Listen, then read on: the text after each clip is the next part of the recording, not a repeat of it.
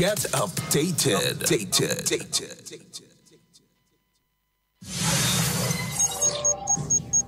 You're listening to Hard Talk Grenada via www.hardtalkgrenada.com.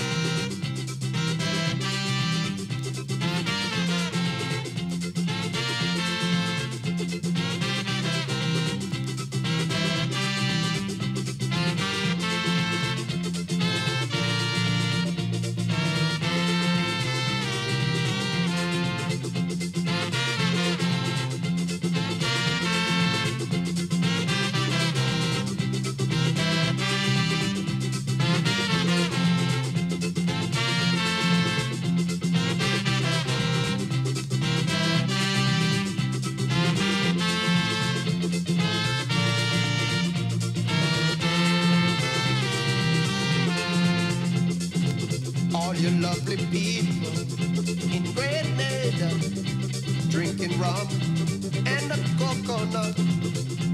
There is something in your land, that no one can understand. There is something in your hill, or if it's your mango tree.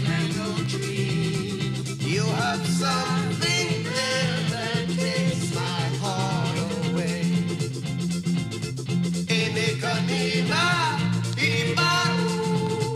We are Grenadians, are you? Land of spice, when everything's nice, Grenadians, may God bless you. Good morning to Grenada, Carriacou and PD Martinique. It's another beautiful morning here in Spice Country as we bring you another edition of Hard Talk. My name is Devon Romain. I'm rolling a bit solo today, but I'm in studio with me. I have a guest, Dr. Fleming, who is no stranger to Grenada and to the studio, and so we'll be spending some time here with us, giving us some chit-chat of a number of issues, including mainly things like mental disorder and everything like that. And so stay tuned with us, locked on, like and share, and so, and hey, we'll be up and rolling in a minute, all right? Just to let you know, we are on live Facebook. Also, we carry it live on the different radio stations, 89.5 CRFM, 97.5 Citysound, 92.9, right? Since Carriacou, Spice Capital, Spice Isle Radio, Sister Isle Radio. My apologies. Yeah, and out there in Brooklyn, New York, WeiVybz Radio, 94.9. Yeah, the Kunumunu man. So yeah, it's another beautiful morning here in Spice Country, and hey, we getting the ball rolling immediately. Doc, good morning to you, and welcome to yet another program of Hard Talk. Yes, good morning to Grenada and the Sister Isles. It's good to be here, Devon. It's good to be here again to share some knowledge when it comes to psychological stuff. Yes, and hey, we hope that those of you who have now tuned in and liking and sharing, please call, everyone to listen to this particular program because we get a lot to share, right? And so the experience that you'll get here this morning will enable you to learn a lot more of certain mental disorders and so that are, prevalent and is right here in our surroundings.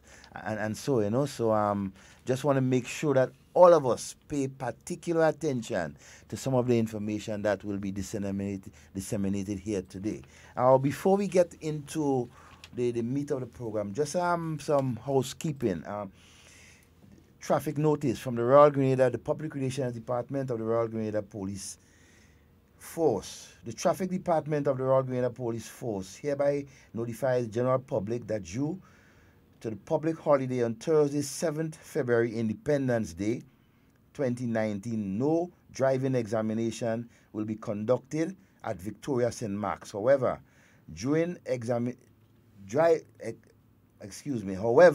Driving examination will take place on Wednesday, 13th February 2019. As a result of the change in date, driving examinations will be conducted in Grenville, St. Andrews on Thursday, the 28th February 2019. The Royal Grenada Police Force apologizes for any inconvenience caused. Okay, so those of you who had appointments to do driving lessons on the 7th of February, it has been cancelled to or postponed, right, to the following week, Wednesday, the 13th, right, of February, right? So please take note, and so before you go to St. Mark's and so on, there's no officers there, there's no driving lessons and so, right? A pleasant good morning to all joining us here on the live, Louisa, Courtney, Freddie, and so on, all those there. Good morning to you out there in New York, California, Canada, the United Kingdom, London, wherever you are. Good morning to you and welcome. All right, it's another edition of Hard Talk this morning. Doc, again, good morning to you and again, welcome.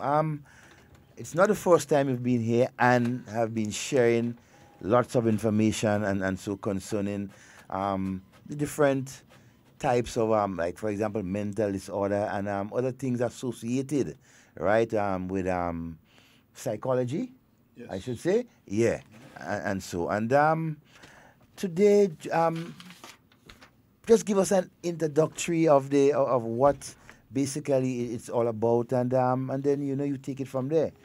And so the mic is yours to start with again. Yes, good morning again. Basically, when you hear of mental health, we basically think of psychosis or someone who is psychotic. In fact, here in Grenada, before most of the individuals who were treated at Mongay, they either fit into that category of psychosis. The psychotic, they have a break from reality. And the truth about it is, it will take some time for them to get to that point. There are aspects that would have been overlooked. And most of the times when we treat psychological disorder in the Caribbean in a whole, is because it would have reached the stage where we cannot turn a blind eye to it anymore, and we must engage in it. In saying that, today we want to more or less focus on some other disorder, mental disorder that is not talked about quite a lot, but should be spoken about, because some of these are very prevalent in society here in Grenada, and it's not understood. So basically, what we want to do today, we want to kind of talk about some of those other disorders. For instance, pervasive developmental disorder, intellectual disability, which is formerly known as mental retardation. We no longer use the word mental retardation because of how it sounds and how it classified people as redundant and stupid and retarded. So the new term that is used for mental retardation is intellectual disability, and no longer mental retardation. So we want to look at some of those things as well. We want to also look at the different categories of psychological disorder. For instance, anxiety will be in a different category where it will take in OCD, or that's obsessive compulsive disorder. It will take in post-traumatic stress disorder, better known as PTSD. It will take in various form of general anxiety. Then we look at the depressive form in terms of bipolar and clinical depression or whatnot. So we want to look at a couple of those other things that are not really discussed here in Grenada. Because what I, based on listening to you and so on, the information shared, we basically talked about mostly the personality disorder, and so here in Grenada, most of it, or what we're more exposed to. But the other types of disorder, we're not, a lot of us, or the nation, or even, as you said, people in the Caribbean are not privy or not exposed to what they are and the effects that they have within the community. So I would like for you to explain, for example, the personality disorders and what, how it affects us, and so, and then you move directly into the other types of disorder, and so, like mental disorder that we are not so privy into. Very well. Well, people with personality disorder have extreme and inflexible personality type. It's difficult for them to affix themselves to the environment. In fact, it's even difficult for them to tolerate the environment. So they have extreme and they're very inflexible personality traits and distressing to persons, or cause problem at work, at school, or social relationship, family life, raising kids and so forth, based on the type of personality disorder that you have. In addition, the personal pattern of thinking and behavior is specifically differ from the expectation of society, and that's one of the biggest division that you will see, and are so rigid that they interfere with the person's ability to function effectively. Example includes antisocial personality disorder. That's disorder breaking laws, lying, or conning other people for fun or for personal benefit, being impulsive and not considering the results of this behavior, picking on other people or getting into fight, ignoring the safety self of others, obsessive compulsive personality disorder, which is common obsessed thought, including themes of violence, fear of germs, or infection, and doubt. Otherwise, one characterized by one's behavior. And then you have the paranoia personality disorder, which is a pervasive distrust, and you're suspicious of everyone and everything, and you're motivated. Your behavior is motivated based on what you deem is going on, or what you deem someone is thinking or saying about you. And especially that paranoia part of it, you have quite a number of individuals who have been treated at the Monge, for being paranoid. And there's a couple of things that can actually cause one to be paranoid, and as we continue, we can actually get into that aspect of it. Now, in terms of some of the other things that's not really discussed or looked into, we want to start off looking at something called pervasive developmental disorder, or better known as PDD. Now, PDD stands for pervasive developmental disorder. And they are those conditions that are due to the development of many basic skills in children and delayed. In fact, kids are normally diagnosed at the age of 3 for this type of disorder. And it's highly recommended that someone is diagnosed before the age of 18 to really be diagnosed with that. You should be diagnosed before the age of 18. But here's the problem is. The problem is that someone can function basically. And what happens here in Grenada is that you have a number of individuals who would have functioned for years with that disorder, and it would have gone unnoticed. In fact, I have, when I do evaluation for the courts and things like that, and sometimes I put Asperger's or autism and so forth like that, and people are surprised, in fact, sometimes it's the first time they're actually hearing some of these disorders, and they want to know what it is, and how bad it is. In fact, in my clinic here, when I was here, and I treated and I diagnosed folks with Asperger's and autism and so forth, parents are kind of surprised. How can my child function effectively and be diagnosed with that? And that's why I want to spend some time this morning talking about a pervasive developmental disorder, because it's you would have known someone or seen someone with it. Someone would have been behaving a certain type of way with it, and we just don't understand what it is. So I want to take some time to more or less discuss it, and then we're going to go into the various types of pervasive developmental disorder. So how PDD, as it's The abbreviation. How can one detect that in another personality in someone? Very good. Now, children with this, they face problems in socializing with others. One of the main thing is socializing, in using their creativity and their imagination. They face many difficulties in understanding the world around them due to the problem of thinking and communication. PDD, also known as developmental disorder, this is because of they usually occur during the developmental phase of a child, around the age of 3 or so. The problem starts much earlier, but this is the time when the problems are identified, because parents usually notice a child having problems with walking and communicating and socializing and so forth. They probably will just stick to one toy constantly or shaking. So the discrepancy in their development from their peer are usually the first sign which indicates that the child is suffering from developmental disorder. Now, there are 5 types of pervasive developmental disorder, and I want to take the time to discuss that. The first one is what most of us, even in the United States, would be familiar with, which is called autism. Now, autism is children suffering from autism have manifold problems. They have problems in socializing as well as in communication.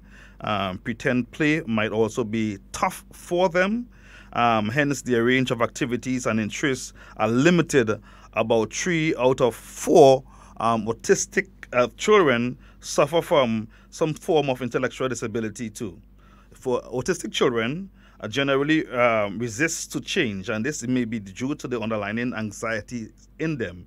They even have low muscle tone and are prone to seizure attack as well. And once again, this is what we actually accustomed with in terms of, one of the first things that we diagnose someone who falls under the category of pervasive developmental disorder. We diagnose them with autism. And autism, once again, it's not only a social delay, but I mean, in the time I spend in New York doing psychological evaluation for the office with people with developmental disability, you'll find that I found that most of the folks that I diagnosed with autism also had a high level of intellectual disability. And intellectual disability can be mild to moderate to profound. And in fact, I don't know, somehow I worked in the population where they were mostly profound. They were in homes run by the state for people with developmental disabilities. And one of the things you notice with them is that they were quite constant in the routine. In fact, changing of the routine would cause a lot of issues, changing the time they get up or how they eat. When the bus comes to pick them up to go to school, and clothing and so forth, that they will have a lot of issues with that. They more or less, they will zoom into one thing. In fact, one particular guy, I remember that he would just continue to pick the chairs and pick it apart in his house, and in developing a behavior plan for him, what I had to do was more or less because it's difficult to change a behavior. It's very difficult to change a behavior, especially when it's formed already, the track in your brain. So what is done, instead of changing the behavior, replace that same behavior with something else. So instead of taking his hand and ripping apart the sofa, we put a ball in his hand, and he realized he started, similar action with his hand, because he wanted to do something with his hand, but now he's squeezing that ball. So autism is something that is more known in terms of pervasive developmental disorder. The other one we have, the one is Asperger's, and I have diagnosed quite a number of young people here in Grenada. Those and Asperger's, why it differ from autism is because whereas autism will deal with some intellectual delays, social delays, it would also deal with some fine motor and coping skills. Asperger's syndrome deals specifically with social delays. And that's why it's different from the others, because it's social delays. This is another kind of developmental disorder, just like the children suffering from autism. They too have problems in communicating and socialization, But unlike autistic children, these children have an average to above average intelligence.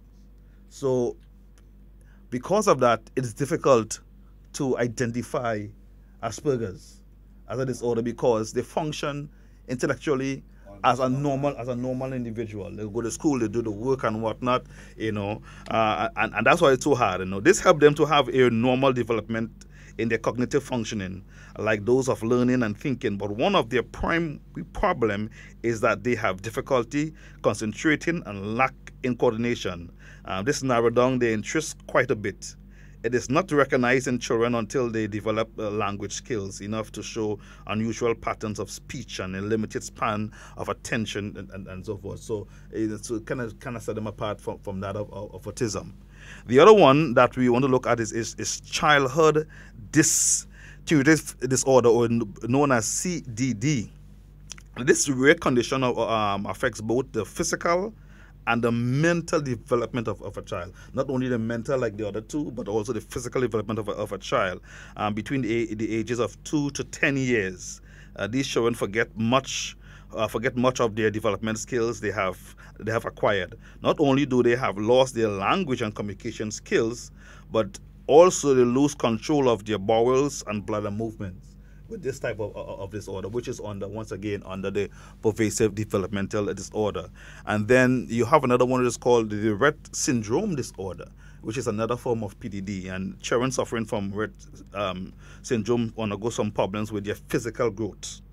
With age, they gradually lose their control over their motor movements. Motor movement meaning you have, in terms of motor, you have fine motor and you have gross motor, in terms of picking up things on the paper, taking a scissors to cut paper and whatnot. All this has to do with you as well. So they have issues with that. Even their coordination will degrade after a while. It happens due to a defect in the X chromosome, and unlike where autism and Asperger's and so forth, where we guess or estimate the reason for the reason for it, what caused someone to be diagnosed with that, or caused someone to acquire those disorder. Unlike those, we understand that in terms of Rett, which is RETT syndrome, it happens due to the defects in the X chromosome, which is a little different, which explains why it almost always affects girls. Okay. Yeah, and this disorder normally affects females. And then we have another one which I have to explain, because not everyone will meet all the criteria based on the diagnostic manual. Psychiatric manual. Not all will meet the criteria for pervasive developmental disorder, but they meet most of it. And because they would have met most of the criteria, but not all of it, it's difficult to say, yes, they have that. So there's another category under the pervasive developmental disorder, which is called PDD NOS. NOS stands for not otherwise specified. So if you see a report, I probably would have done a report and I would diagnose a person with it, but then I put NOS, is because I'm saying that not everything has been met, but it's close enough for us to render it.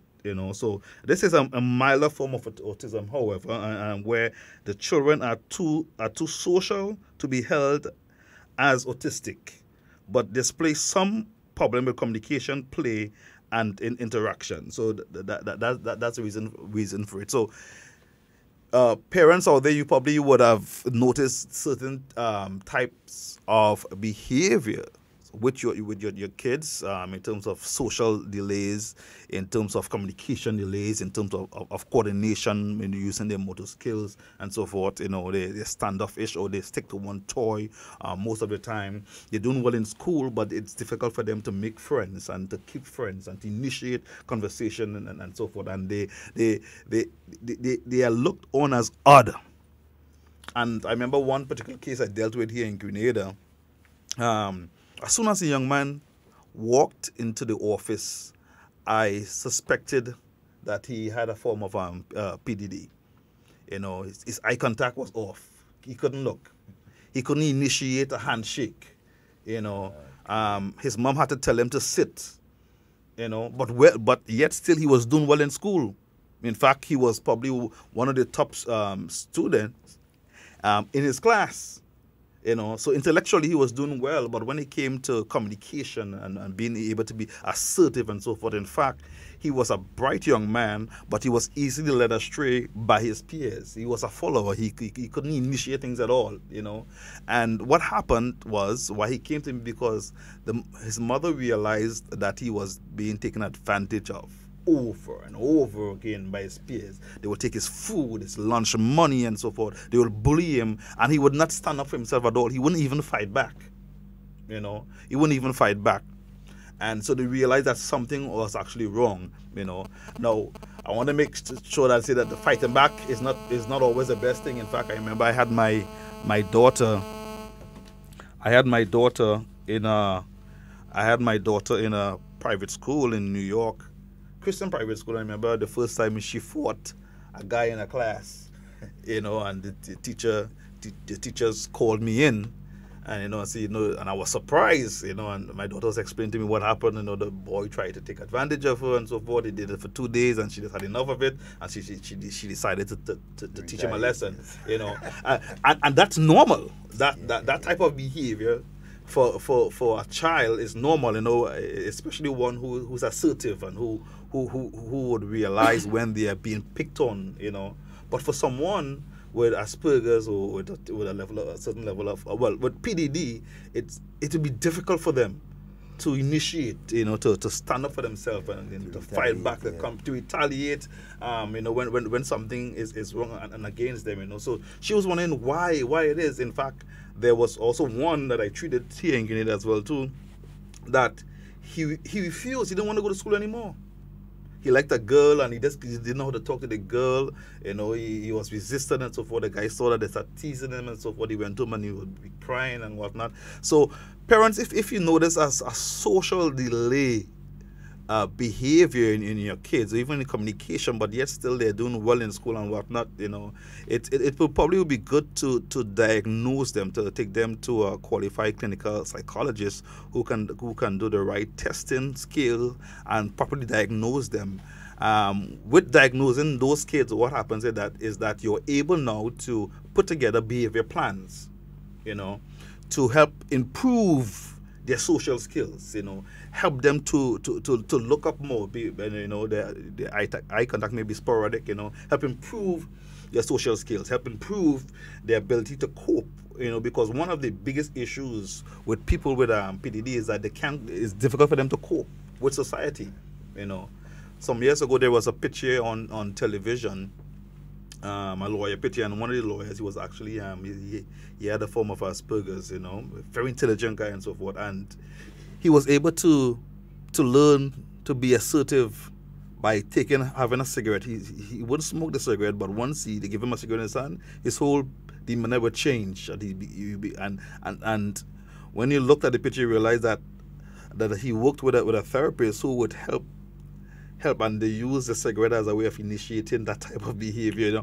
And also what I'm saying, there are things that you can actually do once someone is properly diagnosed to help that individual, put a plan, have the right steps in place, make the steps simpler so they can understand, so that they can move and so forth. Help them how to initiate a conversation, by teaching them new skills. And by doing that, what's going to happen is that you're going to help them to acclimatize or to be better suited to be in society. So don't be afraid to go outside or to initiate or talk. Challenges and so.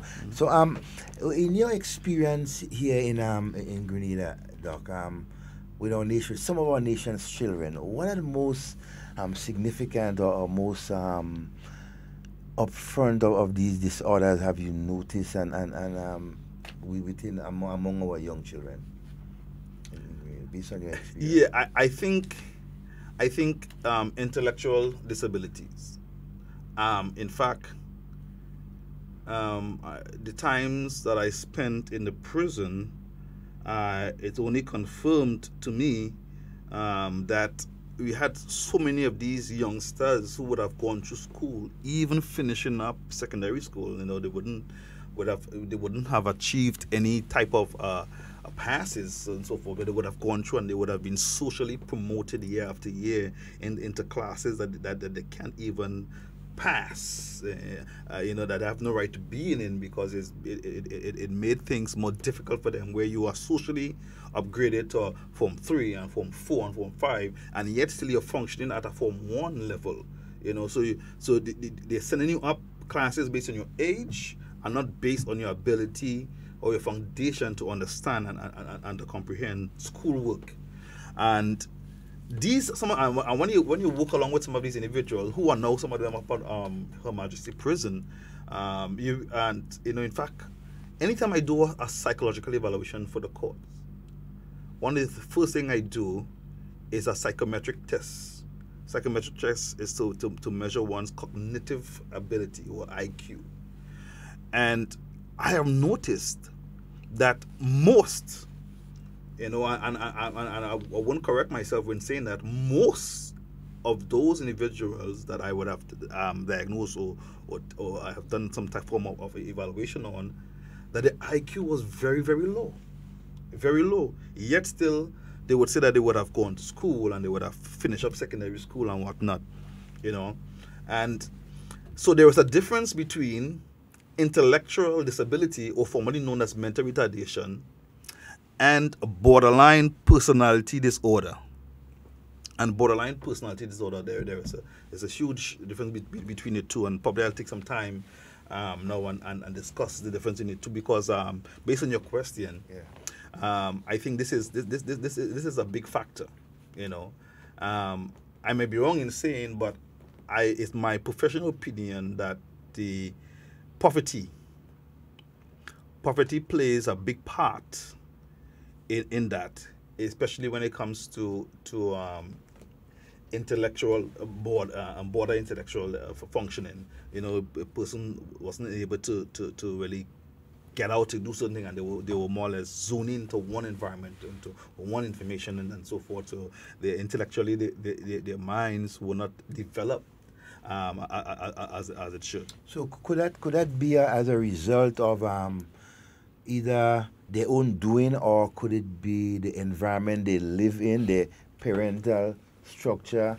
Could that have an effect on Bison, I think it will have an effect on information. Okay. On information and also education. If your mother or your father cannot afford to send you to school, pay for the bus to go to take you to school and so forth, to have the uniform or the books for you to study and so forth, your knowledge or your will be limited. You won't have access to certain knowledge that is passed on, especially in a classroom. And what you will have and what you have access to, that's what you know. So you'll be limited, and and a deficit is what it is. It's a limitation. So a lot of folks, especially down in the country areas, who are struggling, parents are struggling, you realize that they have a limitation because they lack a certain level of education. Now the government would have ensured that all zones, all districts in Grenada have school system and set up and whatnot. That's one thing, but it's one thing to be able to afford to feed your child to go to school, to pay for bus for your child to go to school and so forth. And then you have in some homes where things are so hard and the lifestyle is that of farming, agriculture, that parents would take kids out of school at a very young age and put them on the employment line, immediately go on, In fact, I remember I dealt with one particular family here in Grenada, 3 siblings, and that their parents never send them to school. So they homeschool them. Now, homeschooling is good, but it's only good if there is a structure to homeschooling. You can just say, okay, learn your 2 times table, and then you do that for the next 2 years. That's 2 timetables, So there must be a structure, and there must be a way of testing if that person is developing based on the age, based on the knowledge that you would have passed on to them as parents. But these kids were actually placed to work in a bakery, young kids, and most of the time spent there. And when I did a test on them, I realized that they were not, in terms of their ability to learn, they had good, but the IQ was very low. simply because they were not exposed to knowledge and to information and so forth. So in saying that, even the testing of itself that we would do as psychologists to diagnose someone must also be looked at in terms of someone's zone, social setting, someone poverty line, and so forth. What if they were open to? So as a psychologist, you have to now balance it off and say, okay, the person IQ is low here, but this is the reason for it. And if this is done, you realize that the IQ will actually come up. So yeah. So to answer your question, it is actually intellectual function, intellectual disability, and some of it has nothing to do with in terms of any type of medical condition, but that's because of information, or that's because of where you are from. Certain knowledge is not passed on, or you were deprived of schooling that will develop you as an individual. Just to all our listeners out there, you can give us a call. The number is 440-7377 or 347-329-3101. Give us a call. You have any questions out there, and Doc can answer it. He will definitely do. And so, all right. Doc, in moving around in Grenada, I want to stick with our young people, because I think that is where our focus, right, should be when it comes to the development and so our young people. What is your message for parents out there who have noticed some of the disorders that you have identified? Right? What can they do, right? For example, to identify, right, and even to take action after they have identified. I don't know, based on your experience, if the facilities or if the capabilities of persons, to basically, treat them, and so I hear. But what are the things that they can do? Okay. Well, knowledge is power. And that's very important to understand. Knowledge is power. And here in Grenada, I have seen it, that we treat people at times for mental disorder without even knowing exactly what's wrong with them. And that's one of the biggest mistakes that we make as clinicians when we treat people. Now, for parents, it's very important that they know exactly what's wrong with their kids. And that's number one. They need to know what's wrong. We live in an age, we're in 2019, where it's no longer experiment, or see what will work, what wouldn't work based on by trying it. I think we have come of age where we have information at the speed of light, the internet and so forth. In fact, I'm here on the radio right now. I can take my phone, I can pull up certain information to share it so that I can be more accurate here. So knowledge is power, and I want to explain something, because I just explained in terms of the intellectual disability, but in terms of your question you asked, someone could be intellectually delayed, but yet still not intellectually disabled. Okay. And let me explain that. Now, someone with an IQ of below 70 is normally deemed intellectually disabled, or what we used to use before, mentally retarded, with an IQ under 70. In fact, from 70 down to 55, you normally say the person is mild, and then from 54 down to 35, moderate, and then you have from 35 down, then you see the person is profound, and that's the stage where everything needs to be done for that individual, even thinking for that individual. You have to do it for the individual. Now, so let me explain intellectual disability. Intellectual disability is a disability characterized by significant limitation, that's that word again, limitation in both intellectual functioning and in adaptive behavior functioning, which covers many everyday social and practical skills. This disability originated before the age of 18. Now, we understand intellectual functioning in terms of person's inability to educational wise, reasoning wise, thinking wise, and so forth. The abstract reasoning is off. But someone will have that, or they're at the borderline, but they're not intellectual. They say because of the adaptive behavior.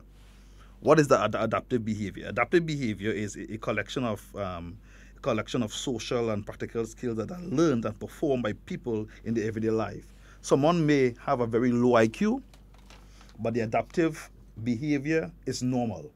They can cook, they can clean, they can socialize, they can go out on dates and so forth, but they won't be able to have a very upbeat conversation in terms of the stratosphere and the moon and science and law and so forth. They can't go deep into those things because of the academic limitation or the intellectual limitation, but yet still they can actually function day by day. And this is what I noticed also at the prison. These guys will have function as normal. They can cook, they can clean, they can wash their own clothes, they can run a household and so forth. But when it comes to the academical level, the intellectual level, they realize, cognitive level, they realize that they are lacking in those areas. So adaptive behavior is a collection of conceptual, social, and practical skills that are learned and performed by people in everyday life. Conceptual skills is the language and literacy, money, time, number, concept of self-direction. And then you have the social skills, which is interpersonal skills, social responsibility, self-esteem. The intellectual level is low, but yet still they have high self-esteem. They don't want nobody put them down. And they can defend themselves. Then you have practical skills, which is activities of daily living, occupational skills, healthcare, and so forth. They can function in all those areas. To diagnose someone with intellectual disability or with mental retardation, and the reason why I continue to use the word mental retardation because we are still getting accustomed to the word intellectual disability, meaning that will replace mental retardation. Yeah, so that's why I'm still using it. But to diagnose someone with mental retardation or developmental disability, you first must meet two criteria. Number one, your IQ must fall below 70, and number two, your adaptive behavior must also fall under that level.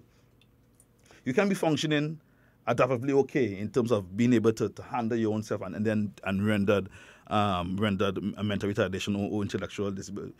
And in cases like those, what I do, I more or less would use another term. And the other term I would use is called borderline intellectual disability, borderline functioning. Borderline intellectual functioning, and that's with someone with an IQ of 71 to 85. Low IQ, but enough to reason, enough to do things, enough to read, enough to write, but not but more in a layman's term and not so advanced. So that's the huge difference between the two. And listen, there's a lot of folks in Grenada, or the Caribbean in a whole, because I did some work in St. Lucia and St. Vincent, that you realize that they fit that category. And it's common more in country areas, in rural areas where poverty is the highest and there's limitation and so forth, or you stick to one type of format. In fact, I remember when I was young, growing up, I wanted to be either one or two things, either a policeman or a fireman. And the reason for that is that, so people ask, how come you became a doctor? How come you became a psychologist? In growing up in my community, there was three things that we knew: a teacher, a policeman, and a fireman.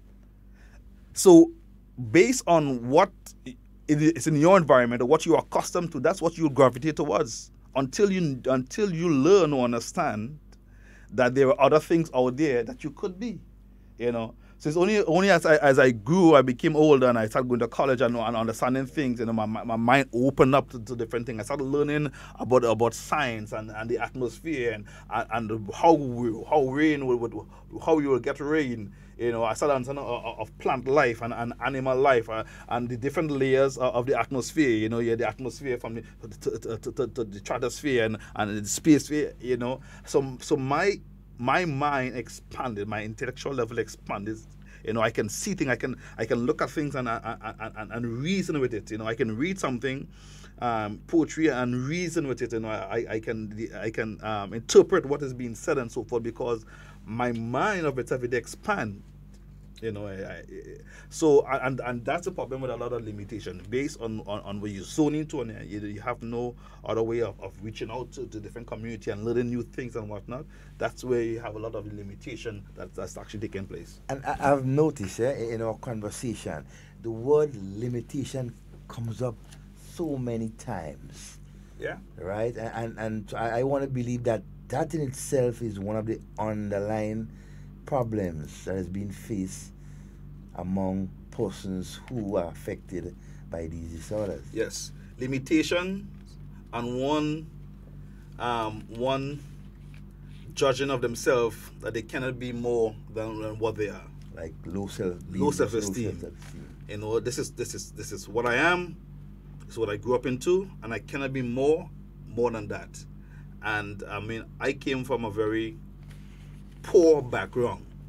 You know, see me today and see me as a boy growing up. You know, it's from the east to the west.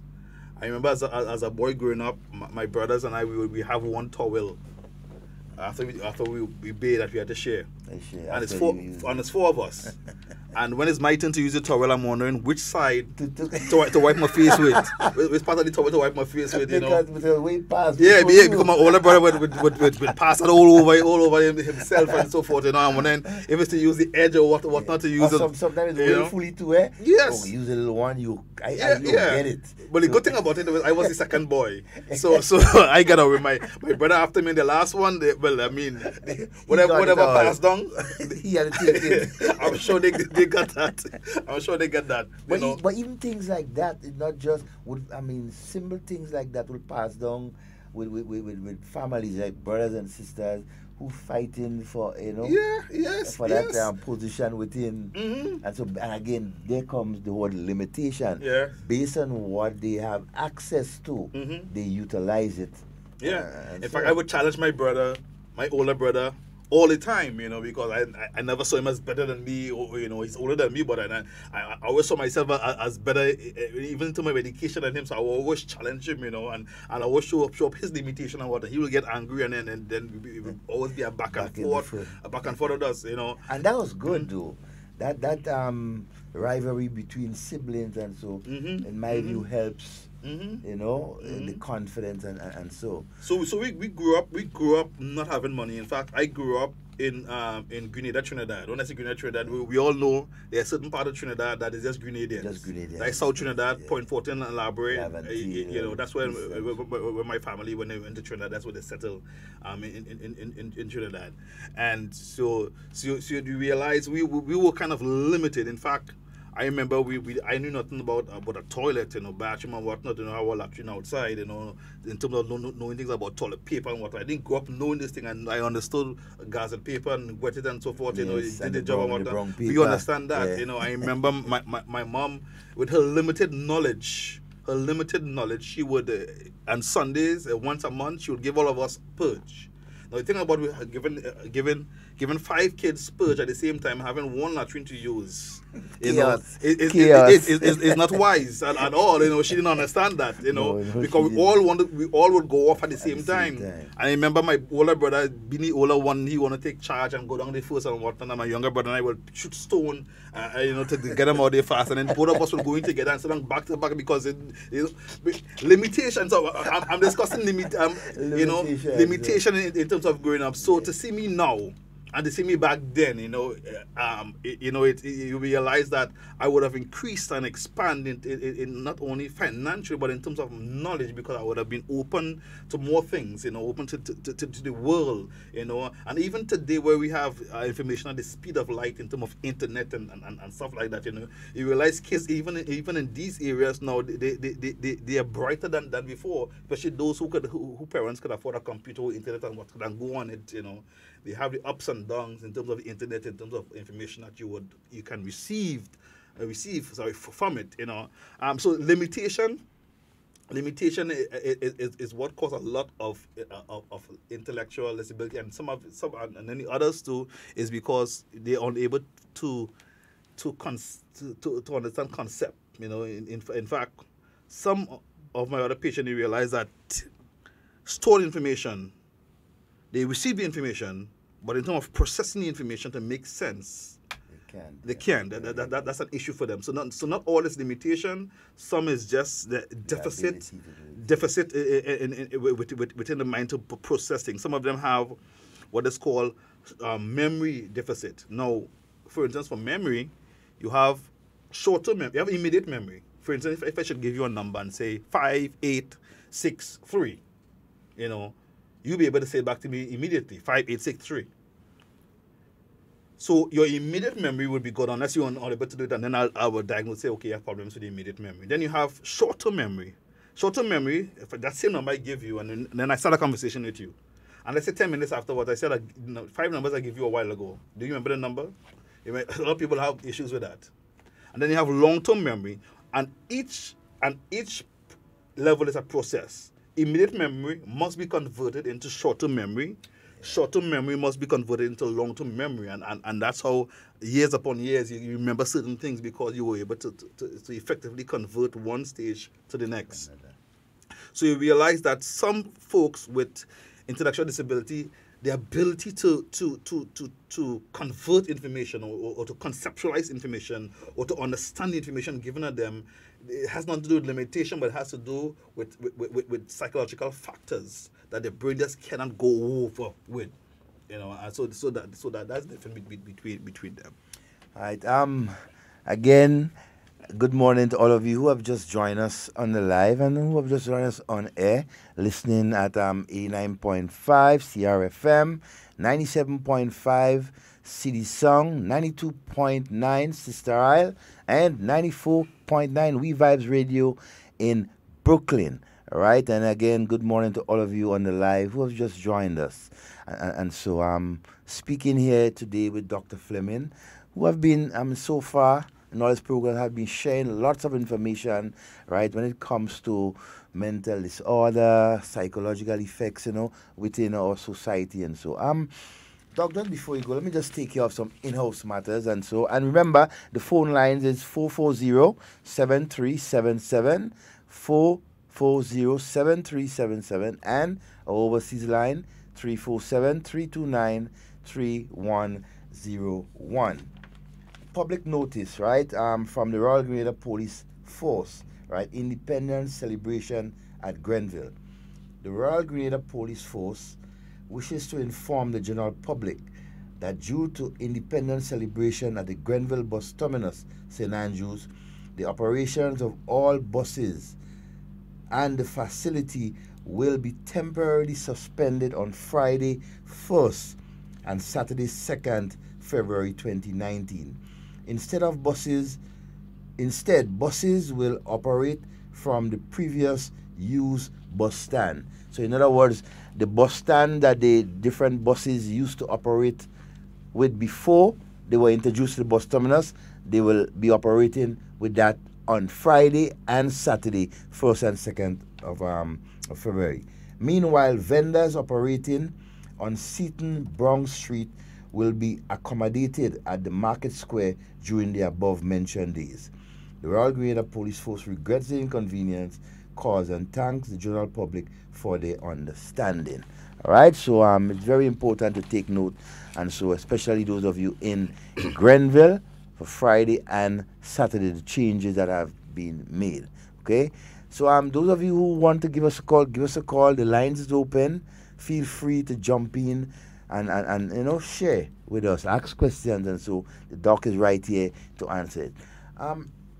Doc, I want to shift a little bit with to another problem that we experience here in Grenada, and what are some of the causes of it. The whole question of when it comes to one involvement in, for example, sexual molestation, right? Even from a young age, or even older persons, right? Getting involved, sexually molesting younger ones, and that sort of thing.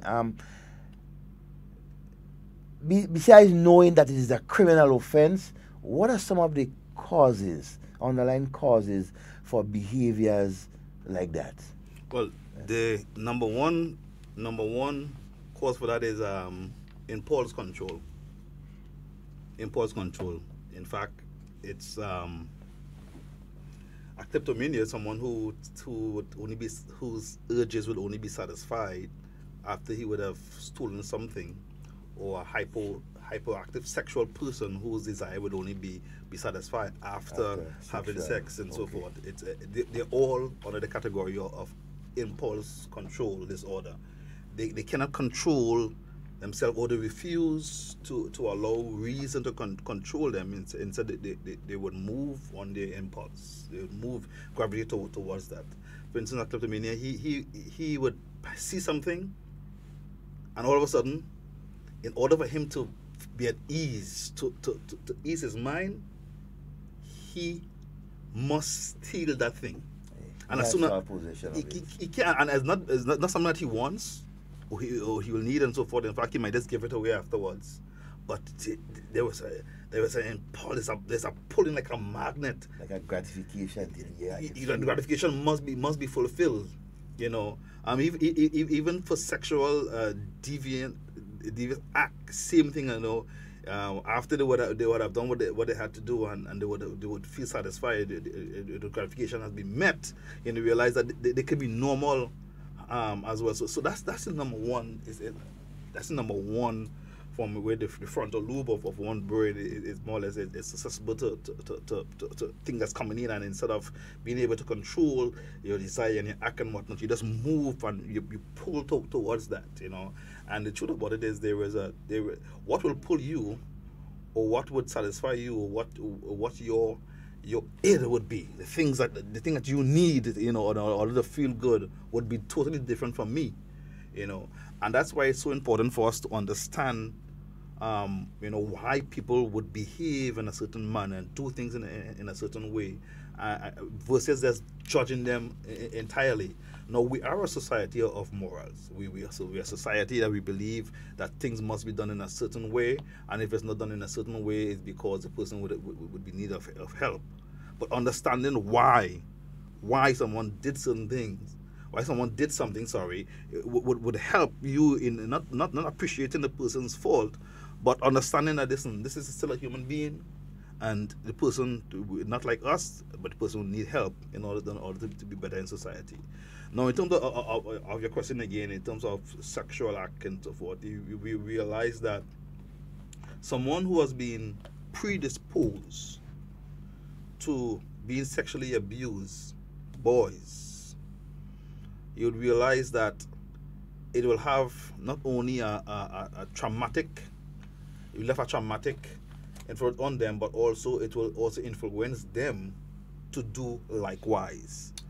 Okay. Not in all the cases, but there are a lot of cases because they were open to it, because they have been involved in it so long, not of their choosing, but because of people who took advantage of the innocence. That because of that, they get to like it, and then becomes part of them, and then it's easy for them now to continue that same act, you know. And you know, it's so sad when you see young teenagers, boys and so forth, that they open up themselves to it, you know. They open up themselves to that type of lifestyle, that type of behavior, while it's hiding it, and it's simply because of their past, you know, they were taken advantage of and so forth. In fact, this known gospel singer, Donnie McCracky, you know, one of the books that he wrote, he explained his own acts, sexual acts, you know, with and that's where you get the word homo from, you know, of the same kind, his acts of it. And then he explained how he was raped as a boy, you know, by his uncles and his cousin and so forth, you know, and you know, and that made him go towards of the same kind, you know, and it took a lot for him to get out of that. He said, even now I'm singing song and I'm passing and whatnot, and the urges are still there, You know, you know, some people believe it's you take a little pill or you kneel on your prayer and that's gone like that. You know, and you know, I'm not dispelling or going against the healing effect, the spiritual healing effect of what God can do. But I'm saying it's not something that can happen like that. You know, today you have the victory, and tomorrow is a different story. You know, tomorrow there is more stimuli in the environment, that will pull you in, you know, in a deeper way.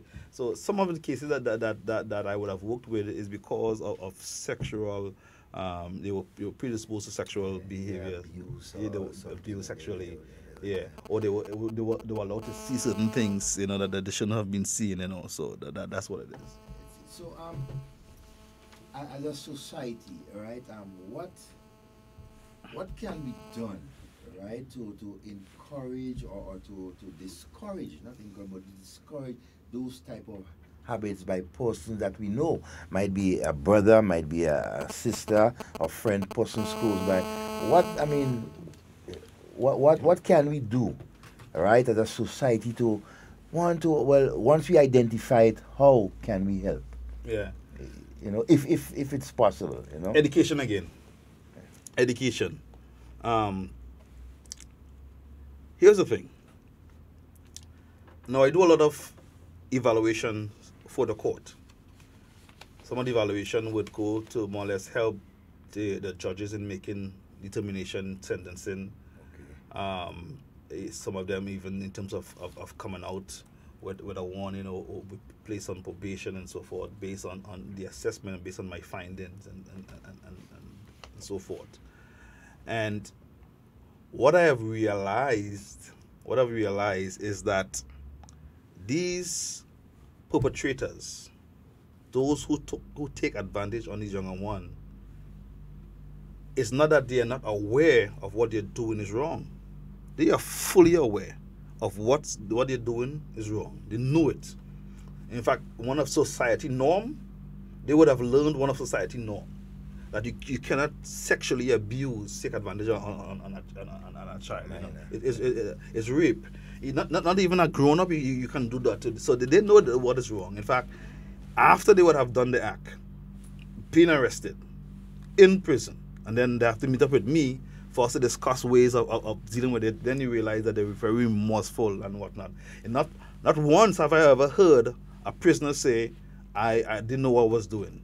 They knew, but just that they just couldn't control the impulse to do that. You know. So number one, you need to understand that they are fully aware of what they're doing. They know what they're doing is wrong. So therefore, what do we do? Education is the key, not so much for them, because it's not like they lack the knowledge of what they're doing is wrong, but education is the key for minors to educate them what to look for and when to speak up when they perceive that harm or something was done to them that was unjust, to speak up. Now, I have dealt with kids, of kids who were sexually abused here in Grenada.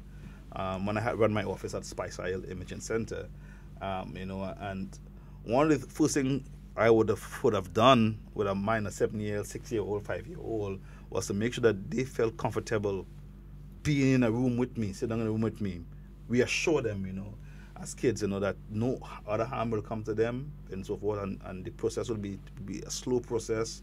You know, I wouldn't make you talk about things you're not ready to do, you know. And one of the things I would do in the therapy setting is more or less play games. You know, I had a lot of toys for kids and so forth in there. And you will learn a lot of the abuse from how they interact with toys, how they interact even with other kids. You will learn those things, you know. So you have a child who would be normal, you know, normal. I use that word in quote. And all of a sudden, they're no longer the same. You know, they are fussy. They're bullying other kids. You know, taking advantage of other kids. You know, all those are red flags to start looking at. Okay, what caused that child to change? What caused that child to be where they are now? You know, what factors that took place? Was it in the home? Was it in the school? You know, was someone who came to my home? So in terms of educating, you know, parents need to be educated and understand behaviors and behavior and changes of behavior is based on environmental factors. Environmental factors can be traumatic. It could be medical wise. It could be educational wise because they were open to new information and so forth. So environmental factors can take different forms.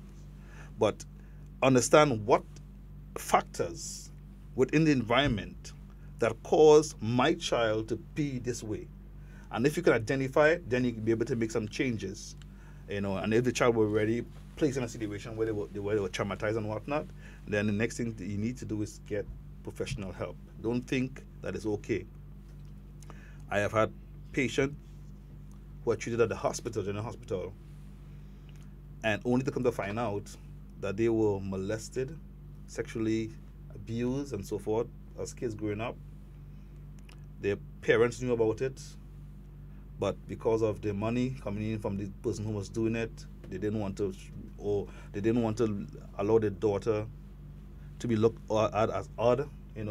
She was taken advantage of. So they left it alone. They said that they informed the child not to say anything, not to deal with it. Just leave it alone. It's not going to happen again. But because the act of itself was already done, that child or that person will be affected for the rest of their life unless they have intervention to take place. So there are cases I was dealing with at the general hospital, suicidal cases I was dealing with, and I'm asking them, you're trying to find out, what got you to the point of wanting to take your life. And and they will say, I don't know, I just feel this way and whatnot. And when you go into the psychosocial history, into their past and whatnot, things that was hidden past, they start to bring up things from their past, and you say, my God, wow. You can understand why a person, they don't even understand why they want to take their life, or why they're always depressed and so forth, why they're always gloomy and their look at the glass half empty instead of half full. And a lot of these factors is because of their past.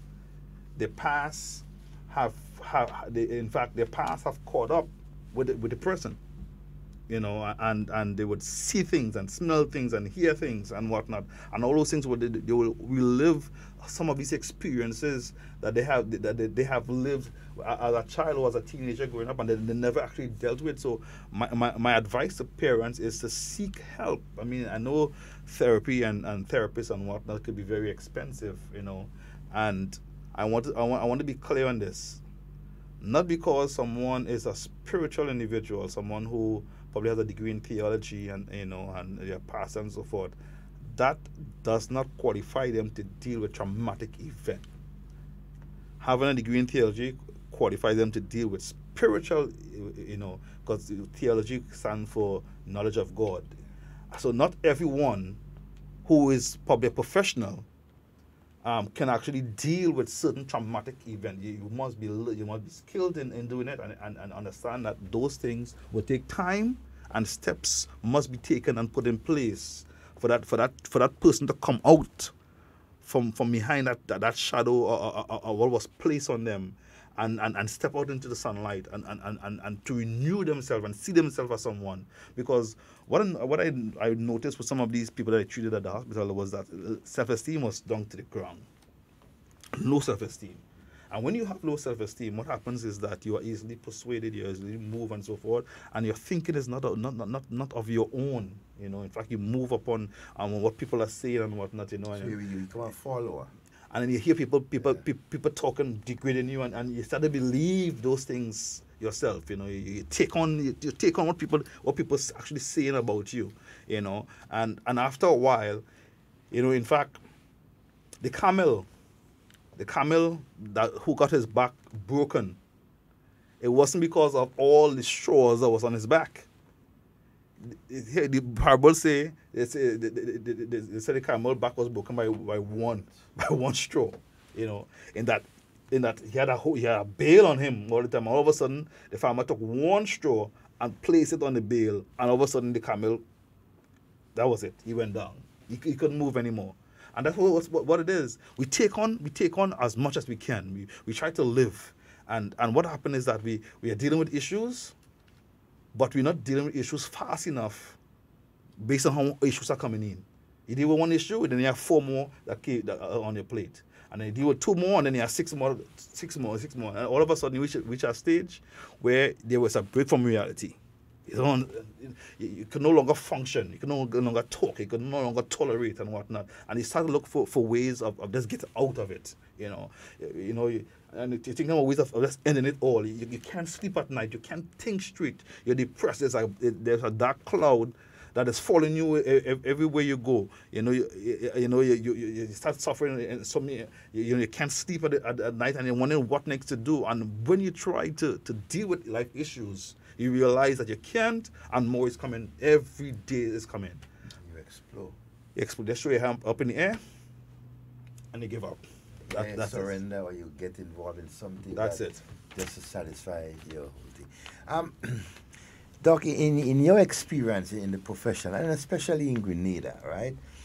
What are some of the more troubling or concern, things, behavioral patterns you have seen, right, among, especially, I want to zero in more on Grenada, right, among Grenada. What are some of the more serious types of disorders and so that you have seen, and so in Grenada, and what can be done, as a people to basically to bring that down? Yeah.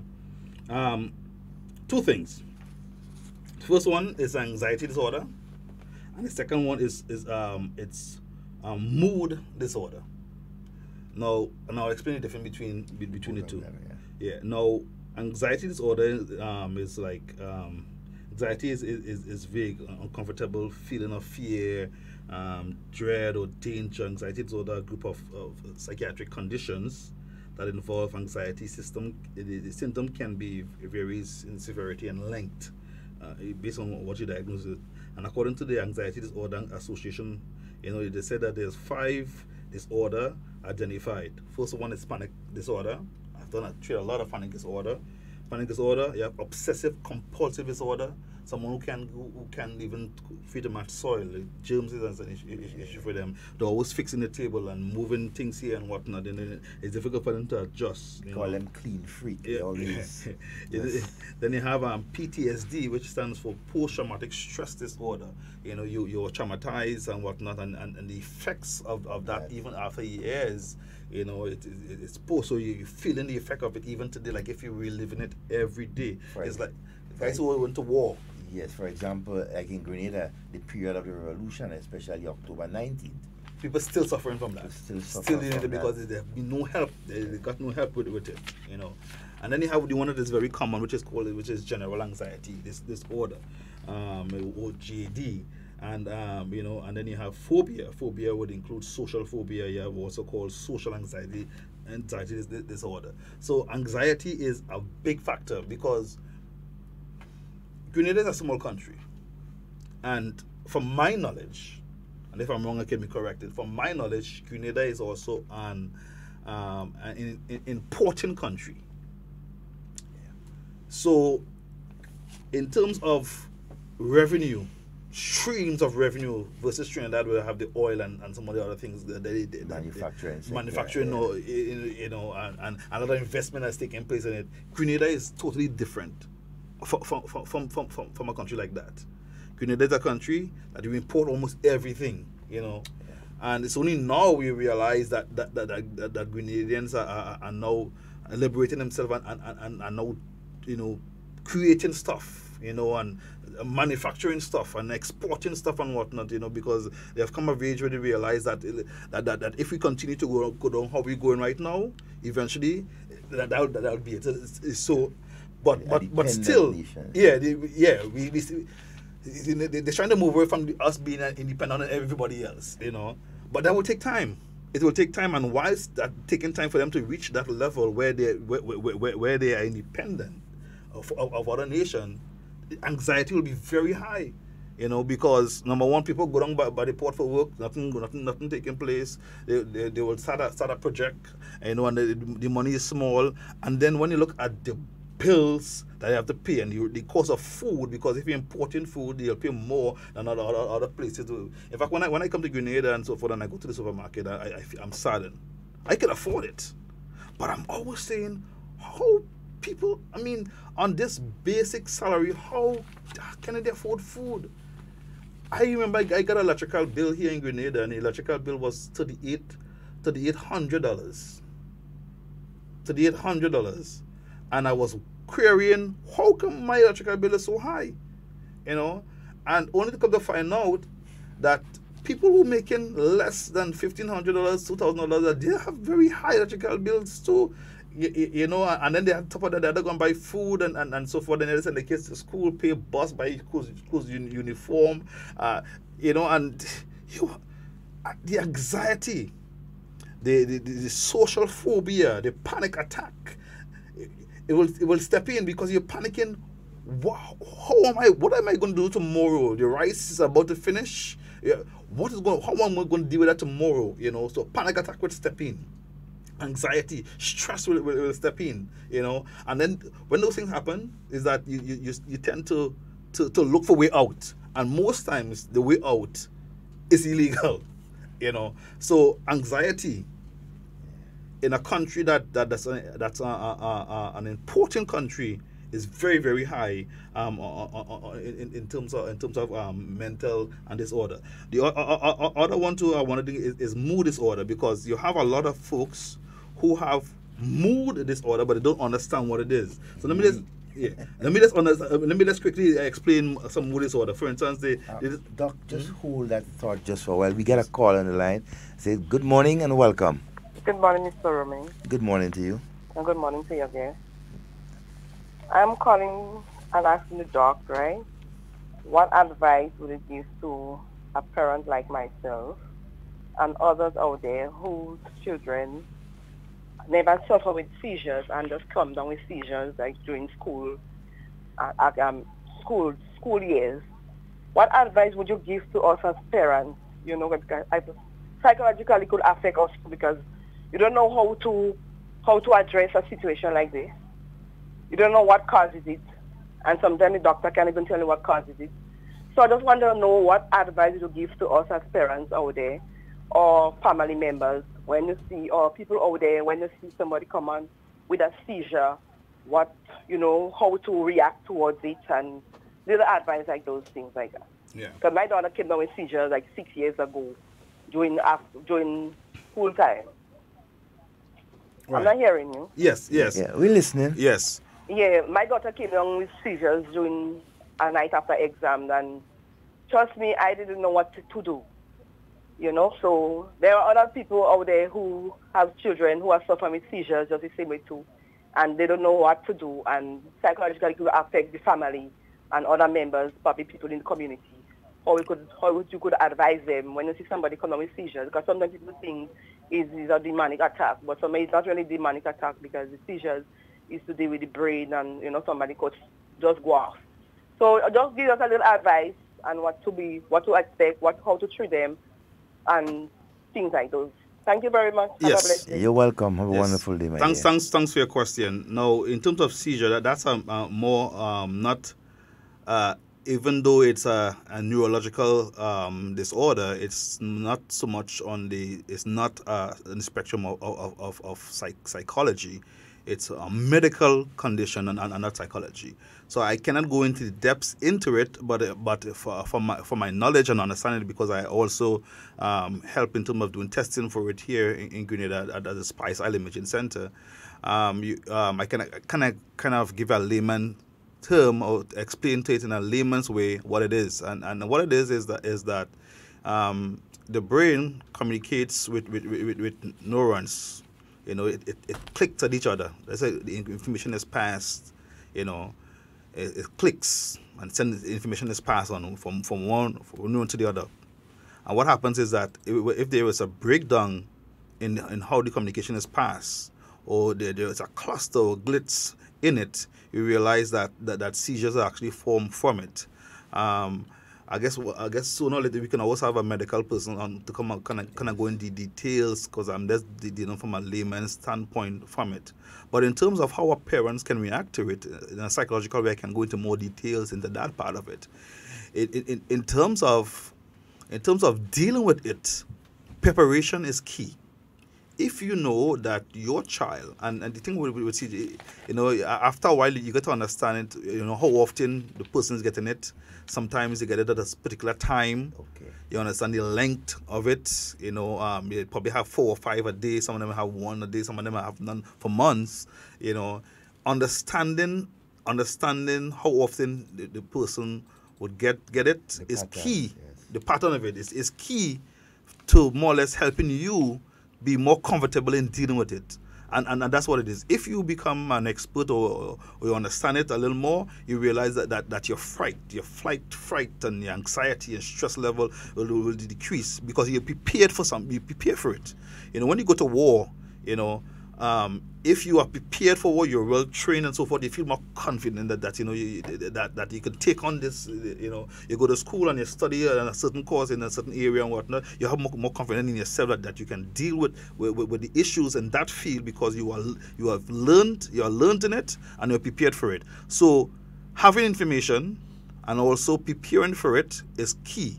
Preparing for it meaning to say that okay, you a particular time the child probably will have it or not, but you have the things that's needed. For instance, there are sites online, and we can. I'm going to probably put up some of the sites in them as soon as I go to the computer and get it.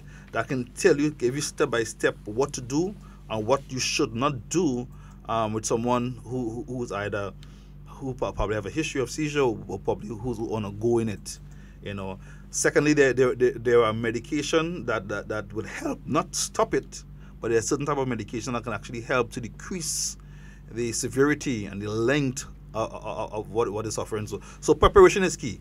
In preparing, know fully well that if it's a mild seizure, if it's a fatigue one or so forth, understand what type of seizure it is. And from doing an EEG test, the test will tell you exactly what type of seizure it is, and then what you need to do, the steps you need to follow in case something should happen with it. Now, I grew up in a society where an educated society.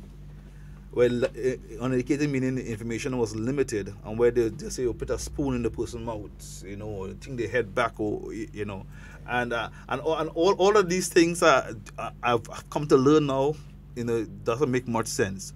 Being prepared mentally as a parent, and also what you can do is also set up workshop with other parents who would have gone through the same thing, find a new way, because Grenada is very limited as to what what the country can do versus America.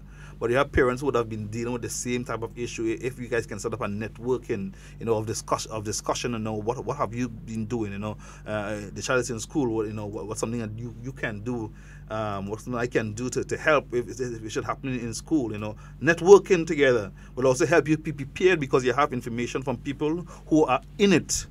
Who are experiencing it already, who are going through it, and they can also help you to be prepared for something like that.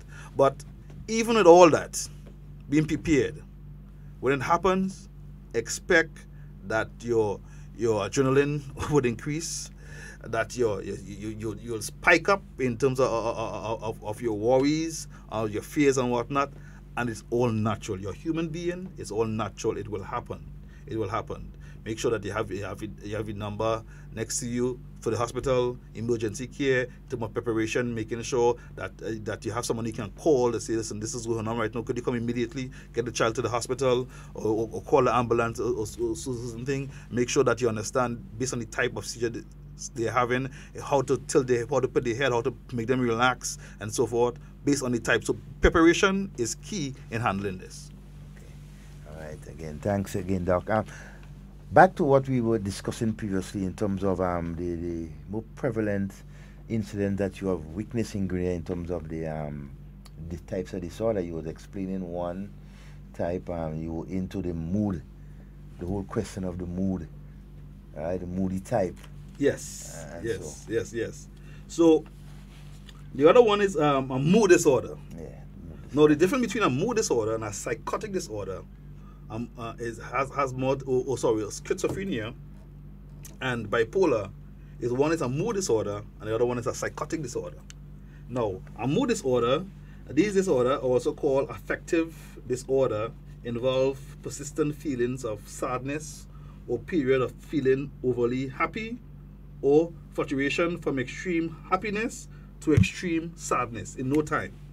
The most common mood disorder are depression, which affects, in fact, in America, they say it affects more than 9.4 million American in any particular zone area. So, in fact, today you'll be all right. You will be counted in that 9.4, and then the next day you come to that 9.4, because sadness and things like that, if you don't find ways of dealing with it, it will definitely affect you. And then you have the other one, which is treated mostly at Monge, because someone who is depressed and whatnot, unless it reaches the stage of extreme. You're extreme in terms of your sadness, which is the point where it can actually take your life. You won't take you there at all. Probably take you to the hospital, probably give you medications, some kind of antidepressant drug and whatnot, look at you for a while, recommend you to go and talk to someone and so forth. But most of the cases that we treat at Monge is actually psychotic disorders. Psychotic disorders. And psychotic disorder involve disorder where aware and your thinking. Two of the most common symptoms of psychotic disorder are hallucination. Your thinking is gone. The experience of image or song that are not real, such as hearing voices and illusions. False belief that the ill person accept as true, despite evidence to the contrary. Schizophrenia is an example of a psychotic disorder. It's a psychotic disorder.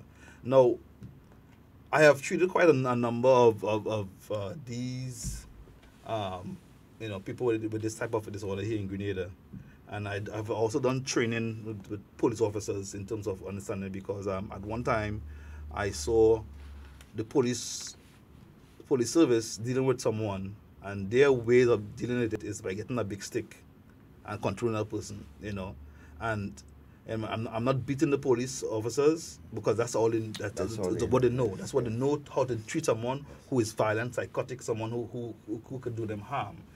So one of my responsibilities was more or less to teach them so that they can understand it. And one of the exercises I would do with them is that I would have one police officer stand in front of him speaking normal, and then have someone behind that person talking to them behind their head. And why is he talking to this person? This person's talking to them behind their head, and they just can't hear what's in front of them. They keep on hearing this person from behind them. No, the person doesn't exist. And at times they might turn back their head and say, stop talking, stay quiet, They're hearing voices, or they're seeing something that's not there, And if you can understand that these people are not making these things up, it's happening to them. You're not feeling it. You're not experiencing the illusions, and you're not hallucinating. But if you can understand that they're actually hearing voices and seeing things, that's why their behavior is so irrational and so hype. If you can understand that they're experiencing something that we cannot hear, we cannot see, but they're hearing and seeing it. If you can understand that they're going through it, then it's better for us. So the best way for us to understand it is by exercise of talking to someone, have someone talking in the back of our head, and see how uncomfortable it is, and that you have to react to the person who's speaking to you while you're trying to have a conversation with someone else. So that's my way of helping them to understand. It's real. What these people are suffering, the psychotic disorder, is actually real. Someone can go from one stage to the next, just like that, because of the issues that they have to deal with in society. Doc, we're fastly approaching the end of our program. We got 10 more minutes, and I want to give you the opportunity to basically speak to something that you really want to express, in your field, and some advice, and so that you want to share to the listening public out there, both here in Grenada and abroad, and so on. So. Yes, I want to touch on one thing that we haven't yet on the talk show, and that's eating disorder. Eating disorder is a big issue right now in Grenada. You have young people who are looking at their parents and parents before, because it's quite natural in our society here in Grenada for not just female males, but let's take the female, because that image of sizes, based on how we eat, here in Grenada, whatnot, to put on size and so forth. So you have this new generation that they're totally against it, and they're eating, and they have actually gone into purging. They eat and they want to purge one time because they want to keep the slender size and so forth. And there are so many other medical conditions, medical problems that are associated with that. And eating disorder is quietly creeping up on us here in Grenada. Where young people are doing things that they shouldn't do, just because they want to kind of maintain a certain type of size, and so forth. Even those who want to put on weight right now, there are other medication you can take to make you look big and so forth. So there is an issue that's taking place right now with that. It's not as prevalent as the others right now, but if it's not dealt with by the social department and whatnot, you realize that eventually it will become an epidemic right here in Grenada. The other one too, I was explaining in terms of impulse control when you had asked a question concerning impulse control, and I just want to just explain it in a little depth. People with impulse control disorder are unable to resist urges, and that's important to understand. It's not that some of them, it's not that they want to do it, and they know what they're doing, but it's impossible. It's difficult for them to resist urges or impulses to perform acts that could be harmful to them or others. Like for instance, starting a fire. Which is a pyromania. Someone who starts a fire. Kleptomania, someone who is stealing. A compulsive gambler, and an example of impulse control disorder. Alcohol and drug are common object of addiction, especially for those people who are involved in some. Often people with this disorder become involved in object of the addiction, that they begin to ignore responsibilities and relationships and work and so forth. They're no longer going out and whatnot because it's not treated. Impulse control and addiction disorder could be treated if you recognize within yourself that there's certain things about you that is not correct. Seek help. We live in a society where being a macho man is important and whatnot. Yes. and being and especially when it comes to mental health, we have a phobia here in Grenada as it pertains to mental health. In fact, we prefer to use the word the person is demon possessed than say the person has a mental disorder. Yeah. What mental health, and that's what it is. You have medical health and you have mental health, and what it is just that a person mentally is not functioning at the level that they can function at, and that's like how medically we can the things we can do to heal ourselves is the same thing we can do to heal our mind, so that we can come back and be really realistic. And some of the things, once again, that you can do as we come to an end is breathing. Breathing is very important. Breathing will help to balance off some of the negative energy that we take on. If you're at work and you can't deal with it, just go, put your back against a wall, take 3 deep breaths. And for the first one, take it in, hold it for 3 seconds, and let it out so slowly that you feel your whole body just want to fall to the ground. And that's very important. Do it 3 times. The other one is imagery. If you're in a chaotic situation, chaotic lifestyle, chaotic work, imagery is very important. Close your eyes for a while and think about somewhere that's very calm. Think about the beach, think about a river, think about being in a forest, with flowers and plants. Imagery, even for that couple of seconds that you're just doing that, you realize that you give your mind chance to heal and to think about something that is not chaotic. Even if it's for a very short time, just do it and realize that it will also help. We have life resources here. The beach, take your shoes off, go on the beach, let the sand tickle under your foot and walk it. Walk through the water, let it go through your toes and foot. Go by the waterfalls and listen to the crashing out of the water as it hits the rock, and let it penetrate your body and just allow your body to heal. The thing about the body, God created the body in such a way that the body can actually heal itself. The mind can actually heal itself. But do you know, mentally, if your mind is at a point where there's nothing, where you can't think correctly, you can't act correctly, that it eventually will affect your entire body. If your mental capacity is doing well, you realize that there is a correlation with your body health and so forth. So mental health And physical health is go hand in hand, but ensure that your mental capacity to think and to reason is there. The things we can do, Grenada, things we can do, things we can strengthen our ability, and if we can continue to educate ourselves, we understand, and help one another, and don't see people as a problem or because of the past. Don't judge people in the past. Judge them or what they can be. We realize we would definitely be a better society. And Doc, just to end it, in your being here in Grenada over the last couple of years, doing work and so, are you in a comfortable position, or you think that the system, based on how it is here, is doing much better in terms of providing information and even treatment for persons here in Grenada than before? The truth is, I would say no. I would say, especially when it comes to mental health. The mental health here in Grenada is deplorable. And anybody want to challenge me on that is deplorable. Even how people at Monge, how they are treated, there's no... they go up there sometimes for one thing and they come out with more things. And I'm sure there are a lot of people who can testify to that fact. Even while it's up there, based on what you're going for, there is no form of rehabilitation that will take place. So just treat the symptom and there's no form of rehabilitation. And the truth about it is that mental health is better treated when you learn new ways, when you can move your mind off from that same problem. And so rehabilitation is very important, even in the prison system. There is no rehabilitation that's taking place to help these individuals. So you realize that they will leave Monge, leave the prison, and eventually they'll go back because rehabilitation didn't actually take place. Even within the police service, for all these years, the police service have run without any type of mental health education and mental health support.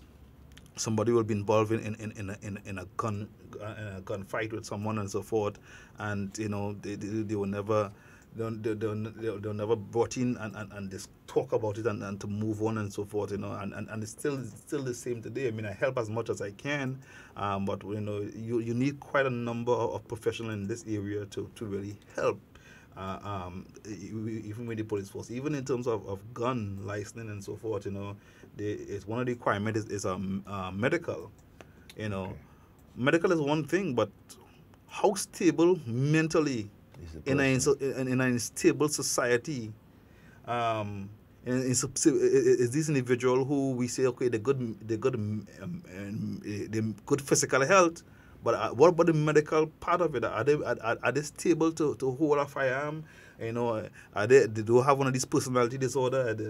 Are they liking themselves, or they like to show off and flange? If they drink, do they get hyper and want to pull a gun and shoot individual? So some of the changes right now that's coming on board, and I don't want to talk too much into it until it happens, is that they're looking into having more of a psychological evaluation for people who are asking for guns, and not so much of health. You could not have good physical health. That should not separate you from having a gun, but the mental stability is key. It's key to giving someone an object that can actually, with one pull, kill many people. Doc, it's been a wonderful program, and I want to thank all our viewers and listeners who have joined us and share in the program and so. And we hope that the information shared here will be acted upon. We will educate ourselves much more. We will do much more research, right, as to help enhance the betterment of not just Grenada, but our individual family members, but Grenada, on a whole. And we can able to interact much more with persons who are affected with different, mental disorders and everything like that. Dr. Fleming, I'd like to thank you very much for gracing your presence here with us to it's being here and everything. And we expect to see you time to time. Well, I hope I made up for coming late the last time. Yes, I think you did. Because you guys had me speaking for 2 hours straight this time. But it has been a pleasure, and I'm sure that our viewers and listeners out there do appreciate the information shared, and so on. We expect to see you back in studio when you're available again. Again, Dr. Fleming, thanks again, and the studio is always open to you. Thank you very much. Thank you very much. And to all of our listeners out there, we want to thank you again for joining us today on the different radio stations and via the Facebook link up and so. And we'll expect you to join us tomorrow, please the Lord, same time for another edition of Hard Talk. Hopefully, Mr. Scott will be with us. And so in whatever you do and say, we want to say, do it with you and not without you. Have a good day and enjoy the evening.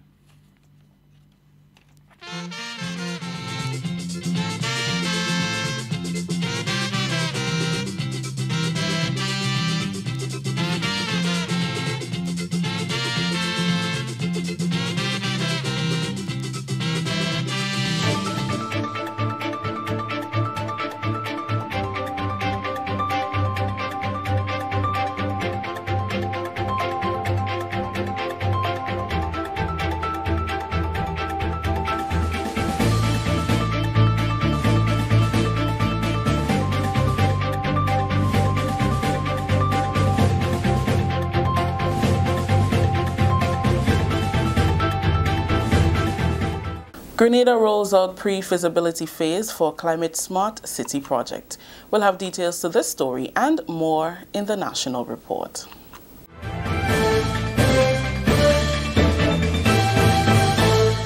With the details to the news for Wednesday, January 30th, I am Rakisha St. Louis. Officials from the New York University and the Green Climate Fund are meeting with key stakeholders and government officials in Grenada to roll out the pre-feasibility phase for the first Climate Smart City project. The project focuses on areas within zones highly vulnerable to climate change. These include the Carriacou, developments to the southern corridor from Pointe-Lane to the National Stadium, and Grenville, with attention being placed on Soubise and Marquis, with concerns of sea level rising. Head of the NYU team, Dr. Angus Friday, says the meeting seeks to formulate ideas to make the Carriacou the central hub for economic and urban renewal. He says the pre-feasibility phase will be wrapped up in summer of 2019. Since then, we have actually been a number of missions. 2 missions have followed so far, where they have been engaging with many of the folks here in the room to help to shape the project further. But as we go along, it's really about building up capacity in Grenada so that we can really shape this project and see it all the way through to fruition. Right now, we're really at what we call the pre-feasibility stage. And so it's very important at this stage to get a lot of the ideas in from folks in the room so that we can really help to further shape and mold the project so that it's something that we all truly own and believe in. Climate Resilience Minister Honorable Simon Steele says climate change is real and its effects can no longer be ignored. He stressed the need for the meeting with officials from NYU and the Green Climate Fund to end with solid plans that can result in funding to make the project a reality. It is the pragmatic approach that is being taken by the team, by government, to ensure as we go through the technicalities of building the climate arguments, the data that is necessary to support the project proposals, the concepts that will come out of this. But it's identifying concrete interventions that can attract climate financing. So at the end of this, we will have 9 concepts, bankable concepts, that with further development into formal proposals can be taken to agencies such as the Green Climate Fund, other donors for financial support. At the end of the pre-feasibility phase, an application will be made to the Green Climate Fund for additional funding for the feasibility phase. 3 days of intense zonal competition on the 6th, 15th and the 22nd of March will serve as the preliminaries for what promises to be an exciting secondary school games final at the National Stadium on April 5th. The games are in response to the cancellation of Intercall by the Grenada Association of Principals of Secondary Schools and will be held on regular school days to ensure maximum participation by students and teachers. Mr. Colin Peters is the chairperson of the organizing committee for the Grenada Secondary School Games. He says because of the ministry's promotion of sports at the community and parish levels, it was not difficult to introduce the national school games in the absence of intercall. The schools in the southern region basically is from Wester Hall, those in St. George's Town, and Boca. This sports will be held at Tantine on the 6th of March. The objective of all the sports is basically to act as the preliminaries for the final on the 5th of April at the National Stadium. We'll have all the categories. We have from the under 9, we'll have some invitational race for the primary schools. We'll have under 15, under 17, under 20, and 20 plus. The best time finals, so the best 2 persons from each category will go on to the final at the National Stadium. As the minister has alluded, we met with the coaches, we met with the PE teachers, and we expect the support. The sports on the 15th of March, we'll move to the western side at Cuthbert Peters Park for the schools from Happy Hill, go up to McDonald College, St. Rose, all the schools in that region. On the 22nd of March, we'll move to Grenville. The eastern side will take up from St. David's Catholic, go up to all the schools in St. Andrews. And we'll also include Carriacou and Petit Martinique in the northern zone on that same day. Peters says there will be track events only at the zonal level. We're looking to start from 9 to 3, but that will be dependent on the level of participation. Because we have in time finals, so from one, let's look at it for one maybe event, maybe let's say the under 15 boys. If you have over 10 hits, it will definitely show back the time. But when we spoke to the PE teachers and coaches yesterday, we let them know that in some instances we may have to have an additional day in the different zone, just with the interest. But we are looking to stay within that time, and we are asking of the support. For the final on the 5th of April, we are asking the team, because we have 4 zones, we have 8 lanes, so 2 persons per zone will qualify automatically. We are asking the teams to select, through any selection method, to select 3 persons per zone for the field events, for the national. It will be difficult to host the field events on the one day at a zonal level. A matter of fact, that will request about 3-4 days. So the field events will be held at the final at the National Stadium with automatical selection. Deputy Chairperson of the Organizing Committee for the Grenada Secondary School Games, Mr. Jerry Alexis, says they are committed to both the academic and sporting development of the nation's students, many of whom look forward to scholarship opportunities to take them further in life. It's a wonderful opportunity for us, because many of us know that many of our students are looking forward towards scholarships. You know, the opportunity to get into a junior college, into the United States, or in some university out there. And sports is one of the platforms for that. So when we realize that, you know, this wasn't happening, we see it fit to seize the opportunity to make sure we have something in place so these kids could compete on a level that will provide that opportunity for them. Minister for Education and Human Resource Development, Honorable Emmeline Pearce, says since the announcement last week of their intentions to stage the games, they have met with principals of secondary schools and physical education teachers to inform them of government's intention to have the national school games in the absence of intercall. She also says a number of private companies have expressed interest in sponsoring the games, but they have not settled on whether they want one title sponsor or a number of private sector companies all making a contribution. This is the National Report. We'll have more news after the break. The pride and joy of a nation is its flag. Its colors and arrangement makes it significant and stunningly beautiful. On Wednesday, February 6th, it's National Colors Day. Every proud Grenadian is asked to deck off in clothing highlighting the colors of our flag. Whether you are dressed for work, daily routines, or casual engagements, showcase the true Grenadian spirit. Every ministry, every department, and all workplaces are encouraged to join in. National Colors Day, Wednesday, February 6, 2019. Endorsed by the National Celebrations Committee. Our people, our colors, our day. On Wednesday, February 6, National Colors Day.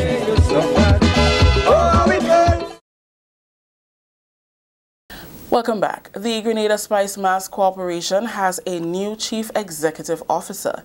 He is Mr. Kelvin Jacob, who will be on secondment for 2 years.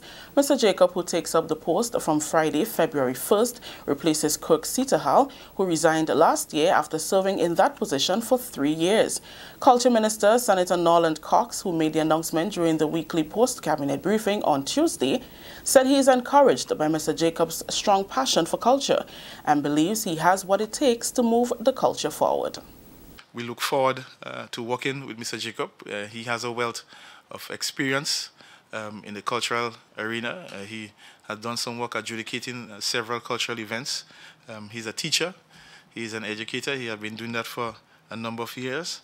And with his background, academically as well, strong academic background in the particular area, he holds a master's degree in carnival studies. And we believe that with all these attributes, he can make a significant contribution towards moving Spice Mass and Carnival in Grenada from 2019 and beyond. According to a press release from the SMC, Mr. Jacob has been involved in culture and carnival over the past 2 decades, and his contribution is recognized throughout Grenada. Mr. Jacob is an appointed teacher in the public service and holds the position of vice principal at PBC. He holds a master's degree in carnival studies from the University of Trinidad and Tobago.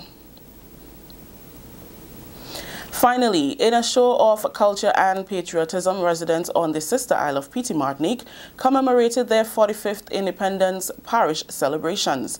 Held at the newly established Petite Martinique playing field, the celebrations were addressed by the Governor-General, Her Excellency Dame Cécile Lagrenade, who recognized the strides of Carriacou and Petite Martinique over the past 45 years. Our country's overall development over the past 45 years as an independent nation continues with visible signs of enhanced economic activity noticeable everywhere. I am happy that Carriacou and Petite Martinique are not being left behind. Development is taking place here as well at a remarkable rate.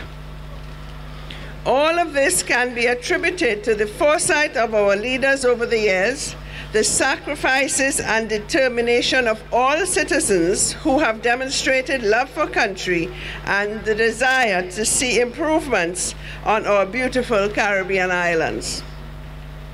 The vision to establish St. George's University, the Maurice Bishop International Airport, our cruise ship port, our athletic and cricket stadia, the Harvey Vale Port have spurred our economic growth and development and provided economic opportunities for many citizens, both young and old.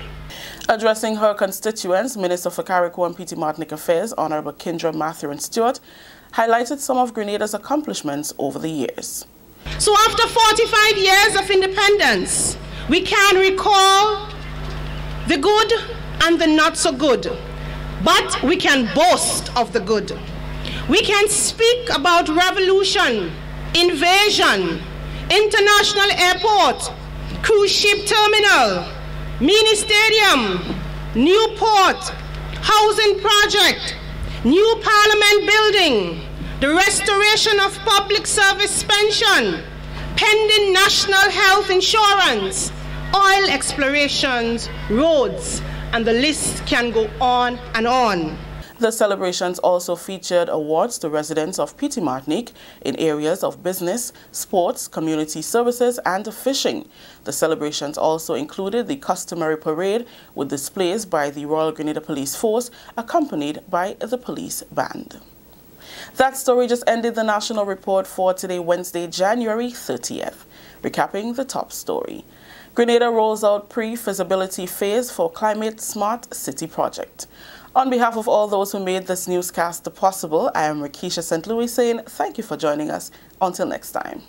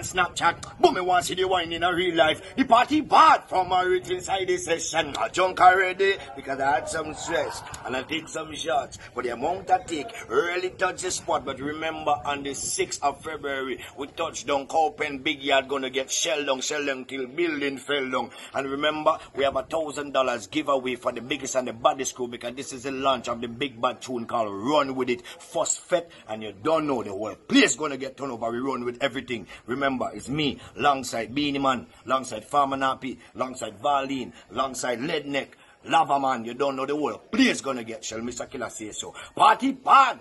I had some stress, so I take some shots. The amount I take really touch the spot.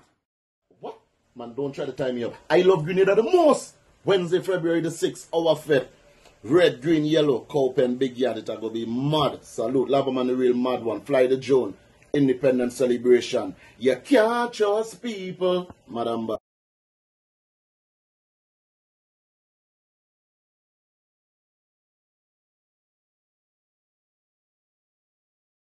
Grenada, he is coming. You want me to go?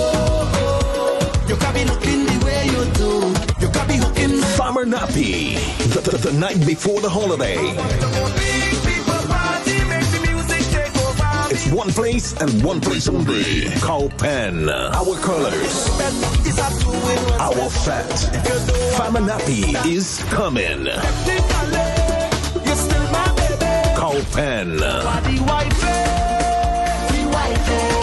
Get your limited $30 early bird tickets now at major ticket outlets nationwide.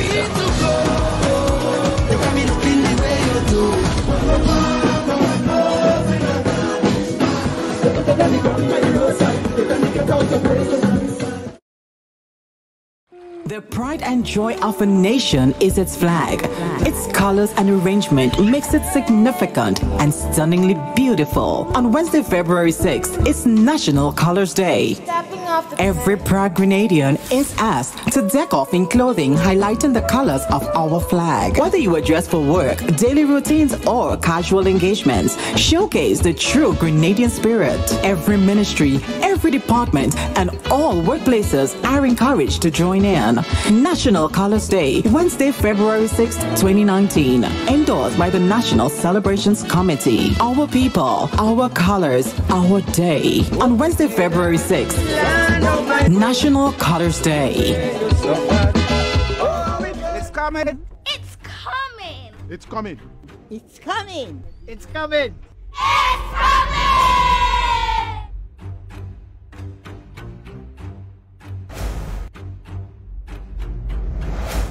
Of midnight, it's February 7th. It's our nation's birthday. It's time for the biggest celebration in our nation's history as we celebrate the 45th anniversary of our independence. Folks from all walks of life, from all over Grenada, will head on down to the Carriacou James Athletic Stadium from 12 p.m. It's the Made in Grenada Expo, a showcase of locally produced goods and services offered on display. As you enter the Independence Village, experience steel band music, big drum dancers from Carriacou, Tambu Bamboo, Shortney, Jab Malasi, poetry, singing, live music, Solid the Band, everything Grenadian. At 3:30 p.m. military parade onto the Carriacou James Athletic Stadium, followed by the Independence Rally, cultural pieces, Prime Minister's address, one fun-filled afternoon, not to be missed. Organize your rides, your buses, your motorcade, and head on down to the Carriacou James Athletic Stadium, Thursday, February 7th, celebrating under the theme, building resilience and enhancing social and economic transformation.